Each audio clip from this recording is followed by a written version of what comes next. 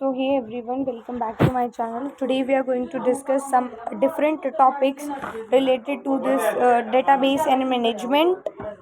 ठीक है, तो डेटाबेस एंड मैनेजमेंट चैप्टर की एक वीडियो आ चुकी है. उसमें बहुत कम कॉन्सेप्ट समझाया मैंने, बट बहुत अच्छे से समझाया, तो आप वो देख सकते हैं.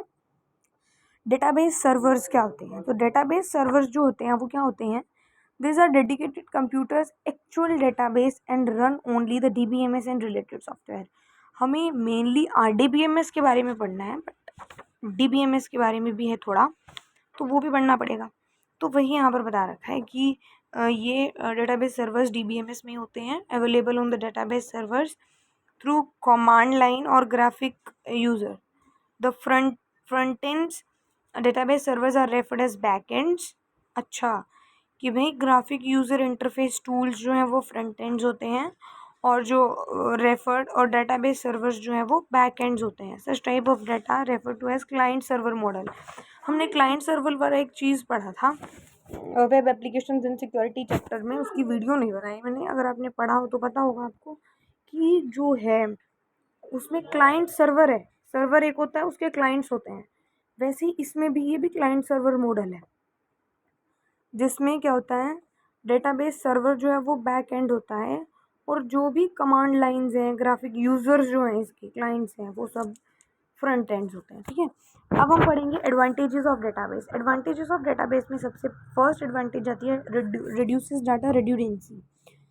Database management system contains multiple files and to be stored many different locations across multiple systems. So there were sometimes multiple copyings of same file, which leads to data redundancy. This is redundancy. This is preventing, as there is a single database and any change in it is reflected immediately. Because of this, there is no change in of encountering duplicate data. तो यहाँ लिखा हुआ है कि हमारे पास जो है वो मल्टीपल सिस्टम्स होते हैं, मल्टीपल फाइल्स होती हैं, सेम फाइल्स होती हैं, जो कि डाटा रेजिडेंसी को लीड करती हैं. क्यों? क्योंकि डिफरेंट, बिकॉज मल्टीपल कॉपीज़ जो हैं वो सेम फाइल की होती हैं. अब ये प्रिवेंट हो गया कैसे कि सिंगल डाटाबेस जो है वो and any change in it, उसके अंदर कोई भी चेंज आप करेंगे तो वो रिफ्लेक्ट होगा सीधा immediately. Because of this, there is no change of encountering duplicate data. Duplicate data का कोई मतलब चेंज वो नहीं हो रहा है, केस या फिर कोई भी प्रॉब्लम चांस कुछ नहीं है. ये मीनिंग होता है डाटा रिडंडेंसी का. शेयरिंग ऑफ डाटा, आप सिंपली शेयर कर सकते हैं, सारी चीज़ें अटैच्ड होती हैं, तो आप शेयर कर सकते हैं. Can be also access the data simultaneously. There are various levels of access the data, and consequently the data can only be shared based on the authorized users. दो यूज़र्स authorized हैं, authorized, उन्हीं को हम share कर सकते हैं जो हमारा डाटा होता है सारा. ठीक है, तो जो हमारा होगा वो हम उन्हीं को शेयर कर सकते हैं. डाटा वगैरह है, sharing of data easily possible होता है. फिर नेक्स्ट हम आते हैं हमारे डाटा इंटीग्रिटी पे.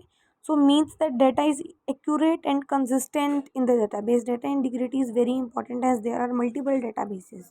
All the databases contain data that is visible to multiple users. So it is necessary to ensure that the data is correct and consistent. Consistent means same data होना चाहिए सभी files में और correct होना चाहिए, क्योंकि बहुत सारे लोग जो हैं वो उसको देख रहे हैं सेम डाटाबेस को, तो गलती होगी एक में तो सभी गलत देख लेंगे, इसीलिए. सो ये इंटीग्रिटी है डाटा की, डाटा इंटीग्रेटेड मैनर में होता है, कंसिस्टेंट और एक्यूरेट होता है. डाटा सिक्योरिटी मीन्स कि ऑथराइज्ड यूज़र्स जो हैं वही चेंज कर सकते हैं. Identity should be using user name और पासवर्ड आप दे सकते हैं जिससे उनकी आइडेंटिटी होगी.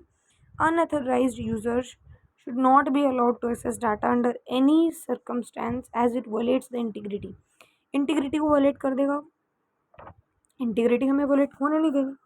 तो इसीलिए क्या होता है कि ये हमारे पास है कि भाई हम डाटा सिक्योर रहता है हमारे पास. इसमें किसमें?